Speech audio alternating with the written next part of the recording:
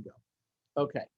So, of course, as usual, if you have a question or comment, you can unmute yourself or write the question in the chat. Baruch atah Adonai Eloheinu melech haolam asher kitshanu b'mitzvotav v'tzivanu la'asok b'divrei Torah. So our portion this week is a double portion. The last two portions of the book of Exodus, VaYakhel and Pekudei, they are often combined. When they are not is when it is a leap year in the Jewish calendar. So there are more portions than there are weeks of the year. And so therefore, some portions have to be doubled up in order for us to be able to get through the Torah from one Simchat Torah to the next. And whether a portion is doubled or not is all dependent upon the calendar, because certain portions have to be on a particular Shabbat, like the portion Divarim, the first portion in the book of Deuteronomy always has to be on the Shabbat before Tisha B'Av. And so certain portions like that have to be on certain Shabbatot, and so therefore there is a system in place in order to ensure when the portions are recited and whether a portion will be doubled or not. Certainly those portions that are doubled are the shorter of the portions. And then I'm looking at Gabe Eber, who just came on. His daughter, who will become bat mitzvah next month, has one of the most fun double portions around, Tazria Mitzorah in Leviticus, all about the disgusting things that flow out of your body and the skin leprosies and all of that. So makes it challenging for a boy or a girl to become bar or bat mitzvah on that portion, to figure out what to say from that portion that relates to becoming bar or bat mitzvah. But other double portions like this one this week are not so bad. So that's the reason for doubling the portions, to make sure that we get through the entire Torah from one Simchat Torah holiday to the next. So I want us to, we're on page 552 in the Eitz Chaim. Whatever edition of Chumash you have, look for VaYakhel. It's Exodus chapter 35.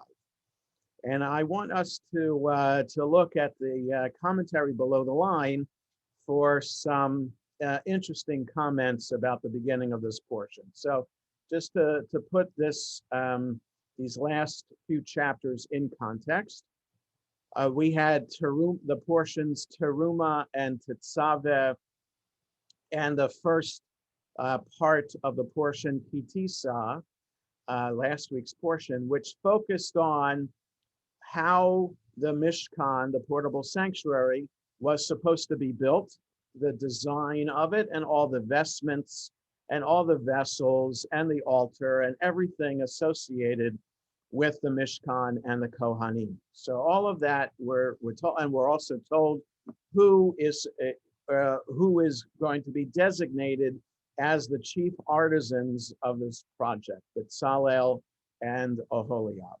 So we have all of that, 2.5 portions. Then we have the story of the golden calf, Moses smashing the 10 commandments, Moses going back up the mountain, getting the replacement set of 10 commandments, praying for forgiveness for the people, and reestablishing the covenant with God. And Moses comes down the mountain with the new set of 10 commandments, with this aura of light emanating from his head. That's how last week's portion ended.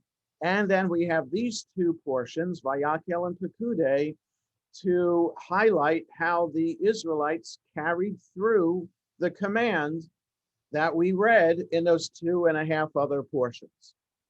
So the very first thing we should be asking is why? Why do we need 2 portions, let alone 2 chapters, let alone more than 5 sentences to tell us that the Israelites followed through on the design and carried out and they made everything and constructed everything as they were commanded. A simple one paragraph would have done the job instead of two whole portions to tell us exactly what they did. So that's the initial question that rabbis had. So again, we're on page 552 in the Eitz Chaim, or chapter 35 of Exodus, and I want to look below the line on page 552. So this relatively brief parasha, so the portion VaYakhel is pretty short, is almost entirely a recapitulation of the instructions for fashioning the tabernacle and its furnishings. This is puzzling to commentators who are accustomed to the Torah being sparing in its use of words. All right, so before I go on, there is that essential principle that the rabbis have, that the Torah doesn't mince words, because the Torah is written by God. God, it is assumed, that knows how to talk and would not need to, it's not about it needing. God wouldn't be redundant. God wouldn't waste words. So the principle in the for the rabbis is, if there's something that looks like it's a repetition or extraneous, it's there to be commented upon or interpreted. So either to interpret a new law from it, or interpret a new lesson or insight in that way, not legal, but rather homiletic. Okay, so that's the foundational principle for the rabbis in when they read the Torah. So one commentator, so I'm continuing, one commentator suggests that God so loved the idea of having a permanent home amid the Israelites that the details were repeated. So it's like extending the love and feeling not wanted, but feeling a part of the people of Israel. So it wasn't enough to have the 2.5 prior portions, needed more to just make God feel good, so to speak.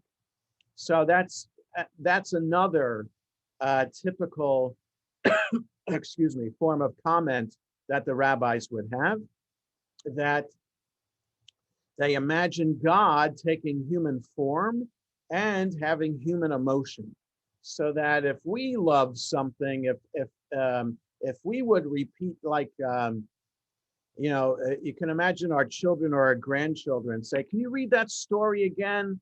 Tell us the story about how mom and dad met," or tell us the story about how we were born, or something like that. The little kids like to hear the story over and over again because it makes them feel good. So the rabbis are then projecting that feeling onto God. Now, it might seem inappropriate theologically for the rabbis to do that, but the rabbis say it makes it easier for us as human beings to understand God, the abstract, the infinite, that may be difficult to wrap our heads around the concept of God, that if we bring God down into this human kind of way of understanding it, then it makes it easier to connect to. So the repetition, we understand repetition from a human perspective, we're projecting that God wants it to. Another suggests, I'm continuing in the commentary here, that the earlier version of the instructions represents God's commands, reflecting the enthusiasm descending from on high for this link with God, and that this version represents Israel's carrying out those commands, showing the corresponding enthusiasm welling up from below. So 2.5 portions of God commanding, 2 portions of the Israelites following through, so that the two meet, and that this is then how God and the community of Israel come together from the on high to the below, meeting together by building the Mishkan. And then there's this comment. There is a tradition that the sin of the golden calf and God's forgiving the people happened on Yom Kippur, the great annual day of forgiveness and reconciliation. So when the rabbis try to figure out the date for certain events in the Torah where the dates are not given, but the rabbis try to figure out those dates, they agree that the events of last week's portion, the golden calf, happened on Yom Kippur. Okay, so based on that tradition, Rashi sees the events of VaYakhel taking place on the day after Yom Kippur. Moses urges the people to translate their sense of a renewed relationship with God, of having been cleansed and forgiven, into action by keeping Shabbat and by contributing to the fashioning of the tabernacle. So it's a way of carrying out the intensity of Yom Kippur with action by building a Mishkan to represent our gratitude for having been forgiven. And it's kind of like what we do traditionally every year in traditional circles. The idea is after breaking your fast, you immediately begin building your sukkah. And so even though Sukkot is 5 days away, the idea is you want to go from the gratitude for still being alive, having been sealed in the book of life, since we survived Yom Kippur, by expressing that gratitude by starting to build the sukkah that very night. So it's the same kind of notion of expressing, of prayer leading to action. So which also there is a tradition, if we were praying in person in our Grossberg Baumgart Chapel, there is a tradition that when at a certain point in davening, right after the Amidah, especially, that it's common to put some money in the pushka at that time. So here we are praying the Amidah, asking for forgiveness, asking for God to fulfill our requests as we do in the weekday Amidah, and we thank God for listening by following up with an action by putting money in the pushka. So there is this traditional rabbinic idea that action should follow prayer, that it shouldn't just be prayer itself. Okay, so now I want to look on to the right-hand side of the column below the line on 552, where it says the whole Israelite community. So the verse, the Torah portion begins, VaYakhel Moshe et kol adat b'nei Yisrael. That Moses gathered all of the congregation of the children of Israel, Vayomer aleihem, and he said to them. So VaYakhel is the other comment, which I'm not reading, points out that this is a word that's specifically for bringing a group of people together. Kahal is the word for congregation, and synagogues are known as a kehilah, the feminine form of the word. It's the same word. So kuf he lamed is the three-letter root. So it's a verb. Lekahel would be to congregate or to convene. A kahal or a kehilah would be a congregation. This group of people that has been brought together. So usually a name of a synagogue would have, so if we were to write out Sharei Tefillah in Hebrew, it would have an abbreviation before Sharei Tefillah, Kuf Kuf, meaning Kehilah Kedosha, the holy congregation of Sharei Tefillah. So that would be a traditional way to write out the name of a synagogue in Hebrew. So it's to just to highlight the idea that we've gathered together for a holy purpose. Okay, so Eile Hadavarim Asher Tziva Adonai La'asot Otam. These are the words or things that God has commanded the people to do. So the whole Israelite community, that's the comment on Kol Adat B'nai Israel, the entire congregation of the people of Israel. This is to restore the sense of unity and shared purpose that had existed at Mount Sinai before the incident of the golden calf introduced divisiveness and disillusionment. So, in other words, before the people, we were told back in chapter 19 that the people had gathered at Mount Sinai. And the word there was in the singular, that the people were camped at Mount Sinai, but the word for camped was in the singular to highlight how the people were united in purpose. They were as if they were one person. So here the idea is at Kol Adat B'nai Israel, the whole congregation of people of Israel. The rabbis are saying now the people, after the golden calf, which split the community apart, here the people are getting back together again. Rabbinic tradition has it that the second temple was destroyed because of baseless hatred of one Jew for another. Moses gathers the people together for the enterprise of establishing the sanctuary so that it will rest on a base of Jewish unity. Every Jew depends on fellow Jews for the energy, resources, and courage wherewith to be a Jew. So in order to build the sanctuary, to build this place of worship, they had to be united in purpose. Okay. Then we're told in verse 2, Sheshet Yamim Te'aseh Melacha, 6 days you shall do work. Uvayom hashvi'i yihiyeh lachem kodesh, Shabbat, Shabbaton l'Adonai.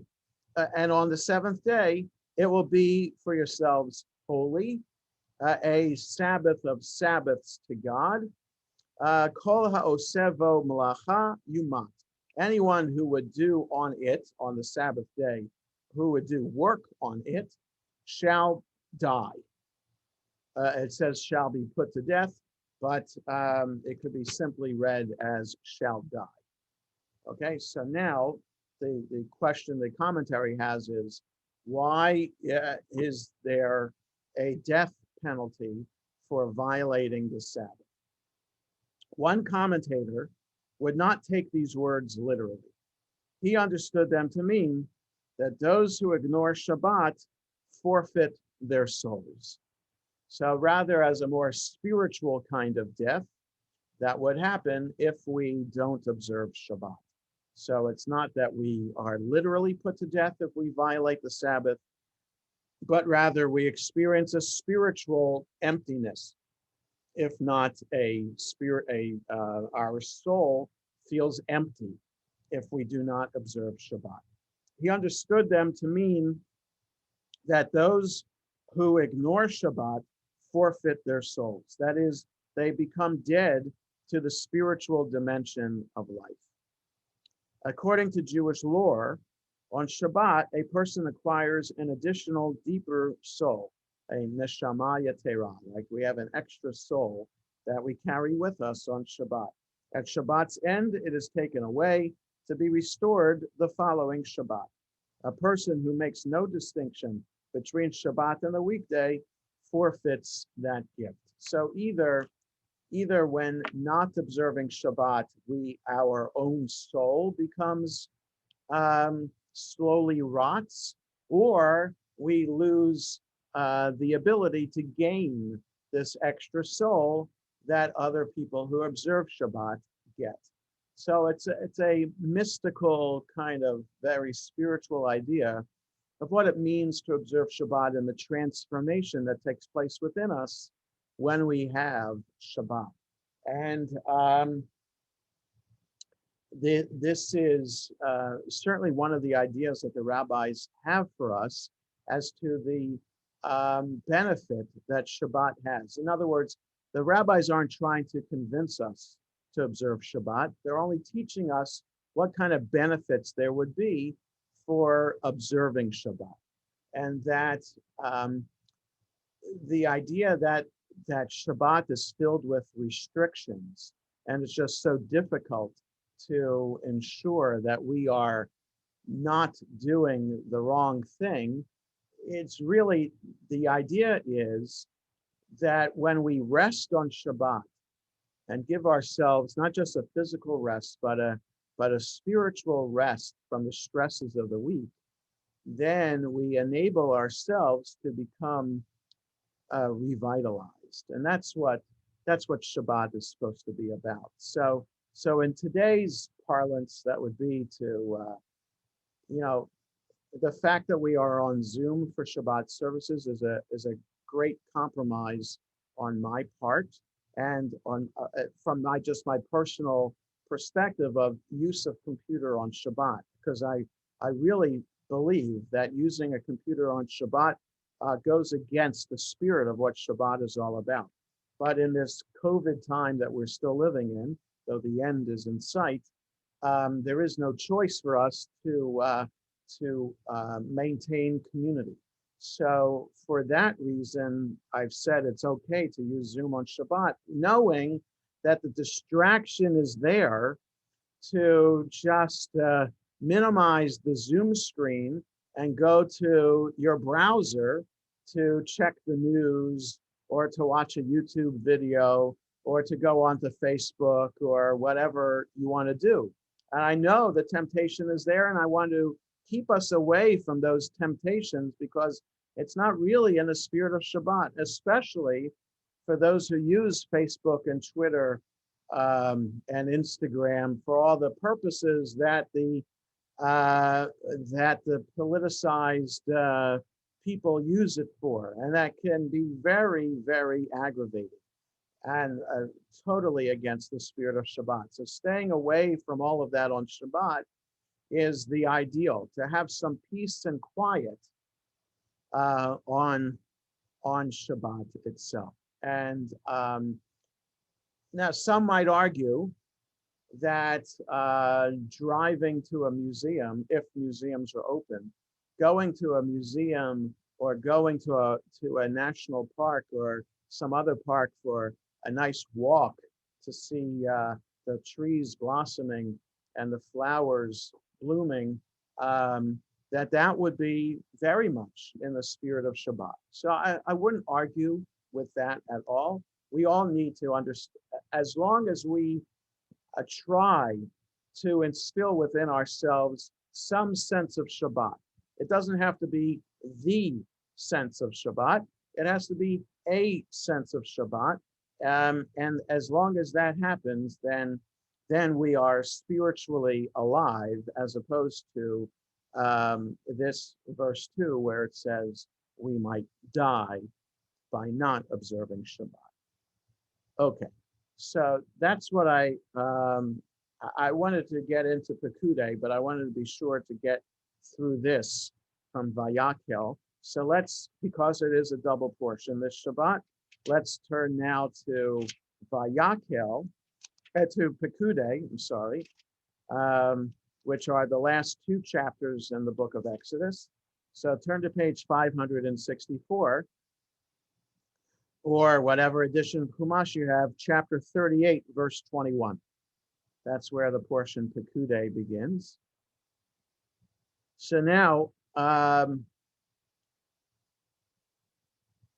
here, let's just look at the beginning of this portion. Ele Pekudei HaMishkan, Mishkan HaEdut. It's translated here as these are the records or the accounting of the Mishkan, the Mishkan of the testimony, or here it says the pact, Asher Pukad al Pi Moshe, which were drawn up at Moses's bidding. Avodat HaLeviim biyad Itamar ben Aharon HaKohen, the work of the Levites under the direction of Itamar, son of Aaron, the priest. Uvitzalel ben Uri ben Hur lemate Yehuda, and under the direction of Bitzalel, son of Uri, son of Hur, of the tribe of Judah, Asa et kol asher tziva Adonai et Moshe, who did everything that God had commanded through Moses.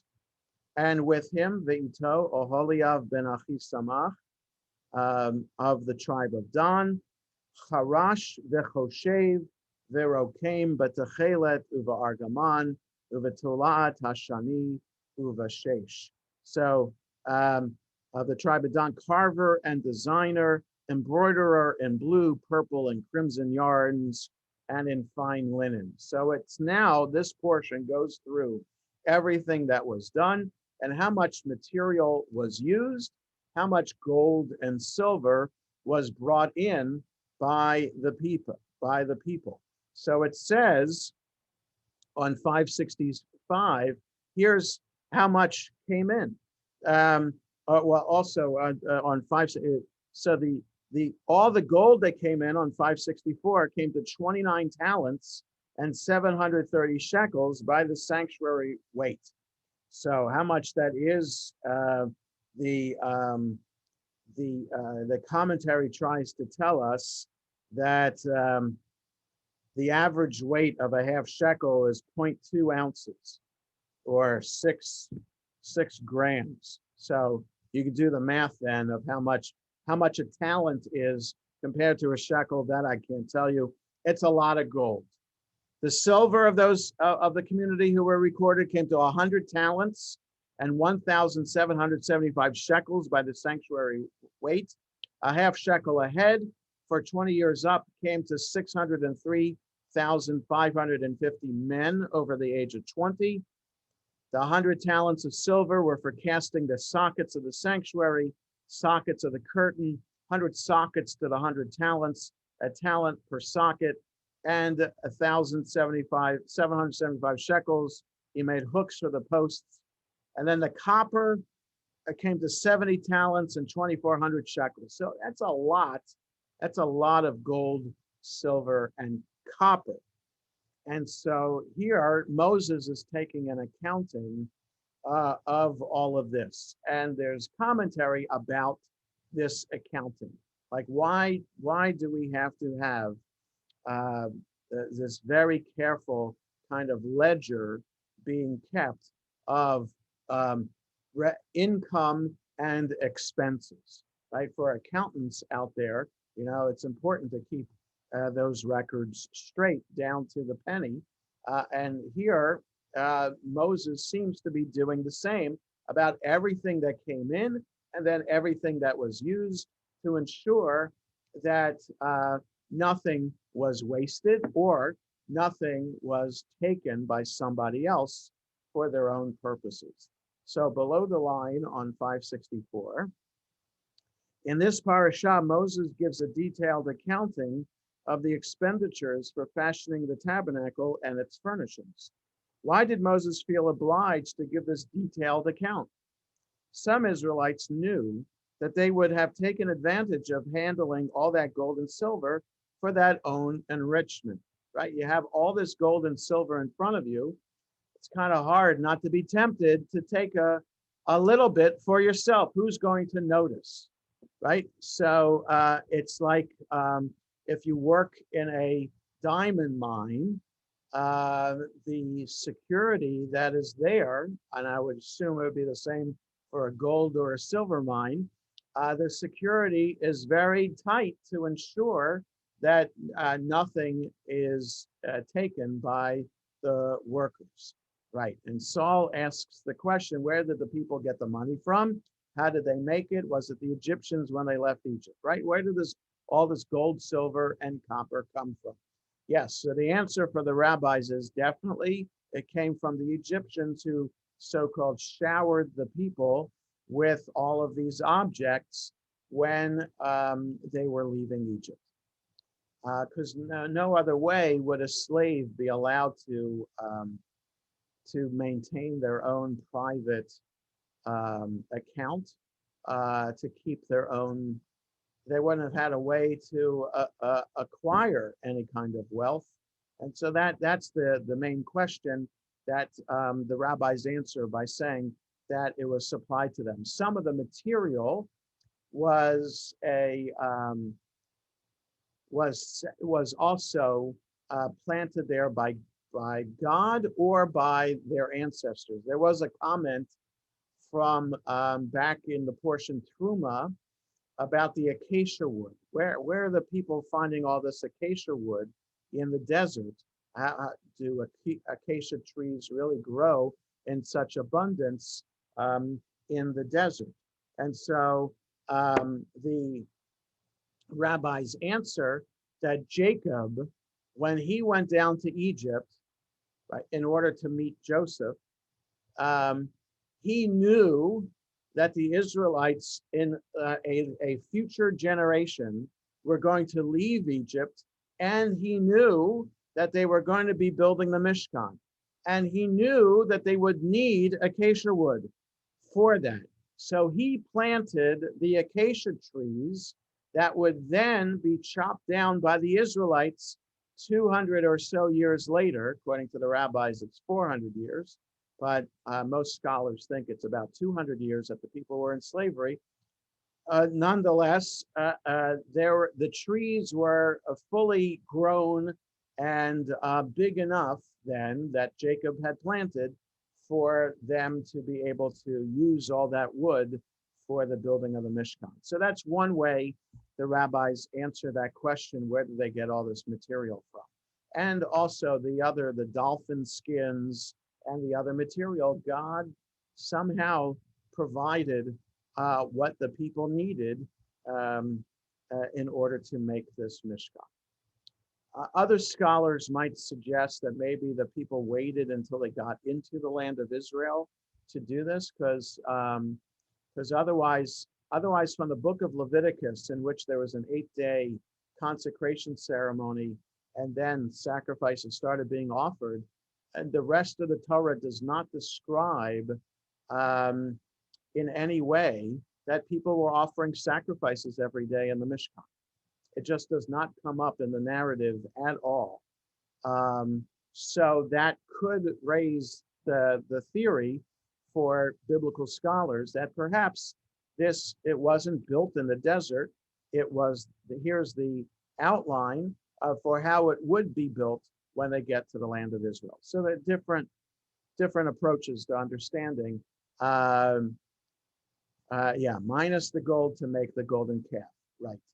Because that golden calf was beaten down into a powder that was mixed with water that Moses forced all those who were dancing around the golden calf to drink. So yes, so they had extra gold for that. These are important questions to ask, and for the rabbis, they need to answer the question because they need to understand what the miracle was in the desert that enabled them, the Israelites, to build the Mishkan. Whereas if we don't read the Torah literally, right? In other words, we understand the Torah as a sacred text. We understand the Torah as an ancient text. We understand the Torah as teaching us religious values. Then it's not important at all to read it literally in terms of the events that are described. Okay, literally, what I mean is we certainly need to understand the relationship with God that is being described here, but we don't need to understand narrative events as actually happening as the way they are described as happening, because that's not the important element of the Torah for us. Whether the plagues happened the way they happened, whether Mount Sinai happened the way it happened, what matters is some event took place that the people understood happened, and it became a spiritual event. Because all we have in the Torah is a spiritual interpretation of a historical event. In other words, any event that happens in our lives, you can ask, a variety of people to describe a birth of a child, and a doctor would describe the birth of a child in a medical way. The nurse might describe it in a similar medical way. The social worker who works in the hospital and might be the liaison between the mother and the doctor and the nurse could describe it another way. And a mother and a father could describe it in a very different way. In other words, the birth happened, and you can either describe it scientifically, medically, or spiritually. And that it doesn't mean that the event didn't happen. It just means that we describe the event in the emotional way that we describe it. So Mount Sinai happening the way the Torah described it is the intensely mystical, spiritual way that it happened. And some other observer who is not an Israelite could have described it in a very different way. So that's what I'm saying here. Like the fact that Israel was able to win the War of Independence 1 year after declaring independence could be described militarily, strategically, etc. But it's also described with an Alhanism prayer that was written to commemorate the event, so that every Yom HaAtzmaut, when we read the Amidah in the services that day, we have the Alhanism prayer, just like we have for Hanukkah and Purim, describing the great miracle of 600,000 Jews being able to defeat all the Arab armies that came to attack us and to defeat us. So, right? So, yeah, it certainly was a miracle, but that's not the only way to describe that. So that's what I'm saying about the Mishkan too. The Mishkan, here the description seems, because of all the detail, makes us want to think that exactly it happened in this way. Did it? We don't know. We actually don't know. We haven't found the Mishkan, any remnant of it in archaeological digs from northern Israel, right? When King Solomon built the first temple in Jerusalem, what happened to the Mishkan that was used before that? We don't know. We haven't found it.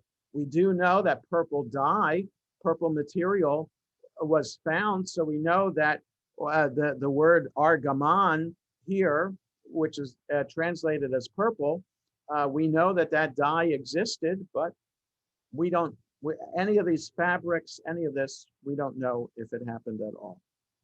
So to the point of why now, here's the homiletical lesson of this ledger, like all the receipts coming in.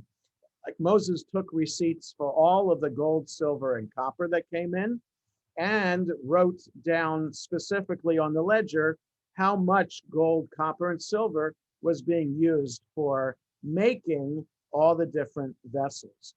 So down to the exact weight.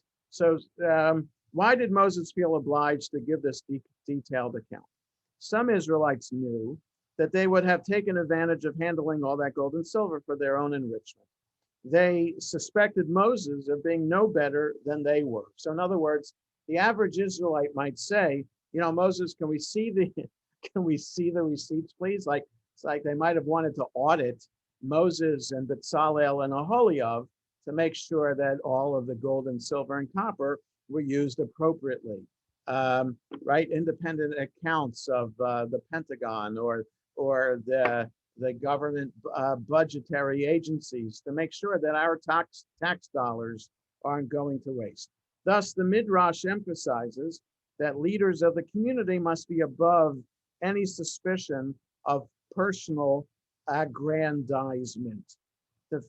So, for example, the family that prepared the incense for the temple services would never let their relatives wear perfume, lest some people suspect them of using temple incense for their personal benefit, right? So there was one family of Kohanim that were in charge of making the incense, and according to the rabbis, they did not allow the women in the family to wear perfume because people might suspect, oh, look at that incense family going by and smell the wonderful odor. They must have been using some of that incense that should have been used in the temple for their own personal vanity.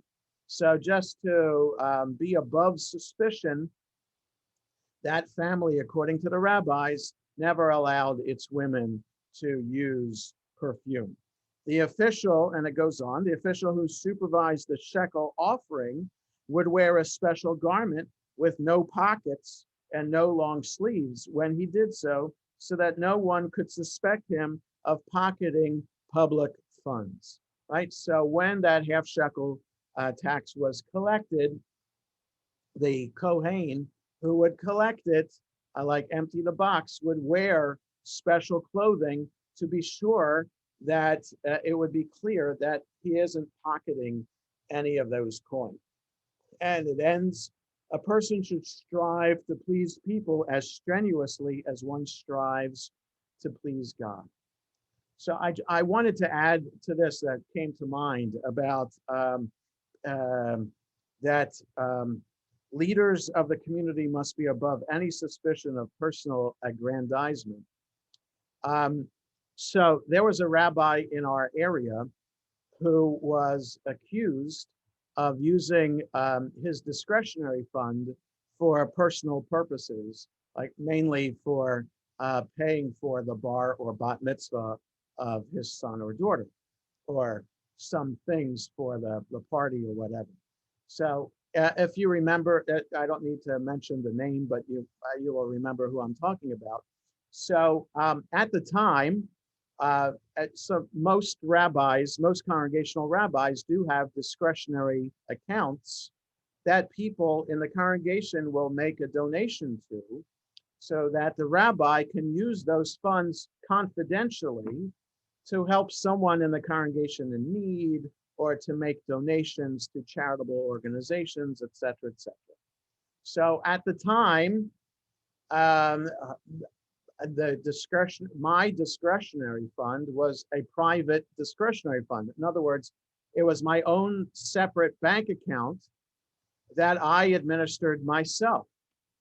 And when this all came to light with this rabbi in our area, I asked our congregation to take over administering the account, and that I wanted it to be that money should be part of the synagogue's money. And yes, it would then take away some sense of confidentiality, because the executive director would be the one to authorize a check and get a check made, and then two people from the congregation would have to sign the check so they would see that. I thought it was okay to do that so that no one would question how I'm using my discretionary fund. And so the congregation agreed, and that's the way, that's for the past 20 years. That's the way, or yeah, more than 20 years. That's the way the discretionary fund works. There are some rabbis that still have the separate discretionary fund account, but I would not want to do that for this very reason right here, that this money is your money, and you need to know that I'm using it in the way that the fund is geared for. Now, the fund is also allowed to be used to help sponsor some programs in the synagogue too, besides charitable purposes and helping individuals that I become aware of. So for those things, everybody can then know. The congregation knows, the finance committee knows on the behalf of the congregation how the discretionary fund is being used. So that's my way of ensuring that that I don't have long sleeves, and that I don't have pockets, that I am keeping any of that money for myself. Okay, so any other thoughts or comments about the portion? Let me then, for the few minutes that we have left, let's go to the very end of the portion. and because there's a nice comment here about God's presence. So let's turn to page 571. So let me just read in Hebrew, the end of the portion. It's chapter 40, beginning with verse 34. Well, the very end of verse 33, which here in the Eitz Chaim, it kind of divides up the verse. So it begins here, VaYakhel Moshe et hamlacha. Moses concluded all the work. VaYachas ha'anan et ohel moed. The cloud covered the tent of meeting. Uchavod Adonai, and the glory of God, or the presence of God, as it translated here, Malei HaMishkan, filled the Mishkan. V'lo yachol Moshe lavo el ohel moed. Moses wasn't able to enter the tent of meeting, Shachan alav ha'anan, because the cloud was over it. Uchavod Adonai Malei HaMishkan, and the glory of God filled the Mishkan. Uvehalot ha'anan me'al HaMishkan, when the cloud lifted from above the Mishkan, Yisu b'nei Yisrael b'chol ma'asehem. The people of Israel traveled on their journey. V'im lo ye'aleh ha'anan, and if the cloud did not rise, v'lo yisu ad yom he'aloto, and they wouldn't travel until it was lifted. Right? The book of Numbers describes this because they're not moving now. The book of Leviticus, there's no movement. It's all about the sacrifices. Book of Numbers, it's about the census. And it's not until the portion Bahalotacha that the people start moving. And that's how it's described. When the cloud lifts, then the people move. When the cloud rests, then the people stop. Kianan Adonai al Hamishkan Yomam, the cloud of the cloud of God would be on the Mishkan during the day. The Eish Tihiyah Lailabo, and there'd be a fire at night. La'enei kol Beit Yisrael b'chol masehem, into the eyes of all the house of Israel in all of their journeys. So now below the line on 571, at this point, there are two embodiments of holiness in the Israelite camp: the tent of meeting, the Ohel Moed, and the tabernacle, the Mishkan, right? So there are two words here. There are two sections of the entire tabernacle. There's the tabernacle itself, and then within it is the tent of meeting. We can think of them as representing a theology of encounter and a theology of presence.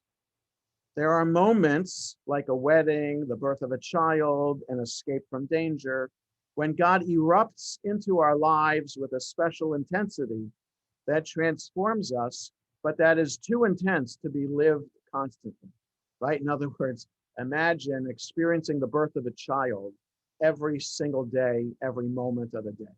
That's, first of all, as the woman giving birth, that would be too much. And as a father experiencing the birth, that would be too much. The intensity of that moment is just too much. Or imagine experiencing Mount Sinai every single day. That spiritual, mystical encounter is just too much for the average person to bear. In an equally, so then there are times when God is a constant presence.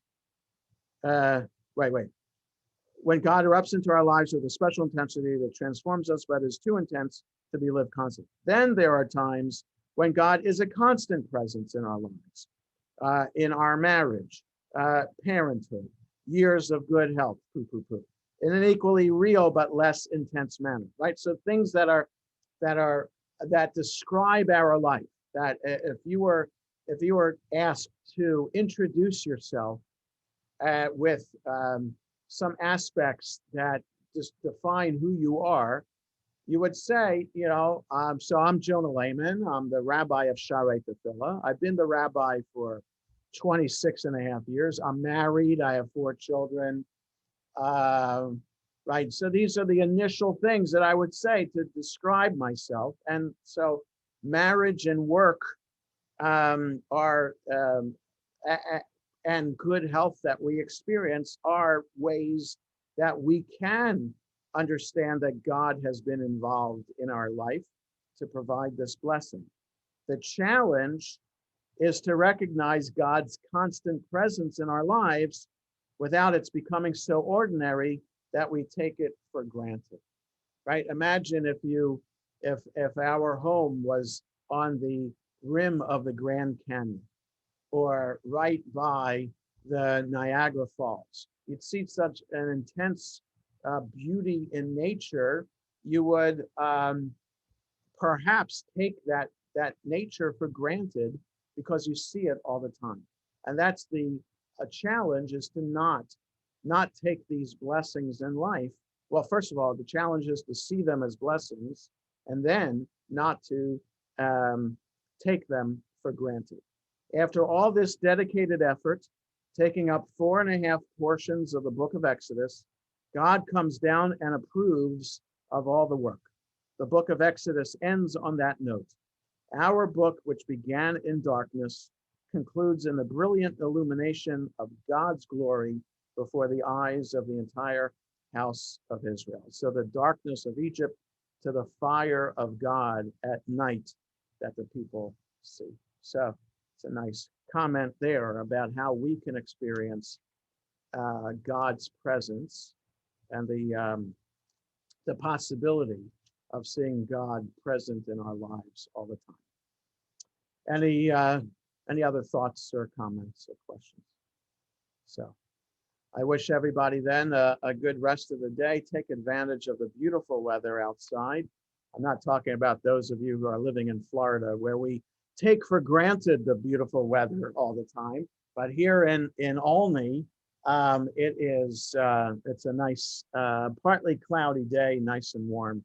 So get outside, everybody, and go for a walk and have a good rest of the week as well. Yashikoa, Jonah. Thank you. Thank you. Take care. Thank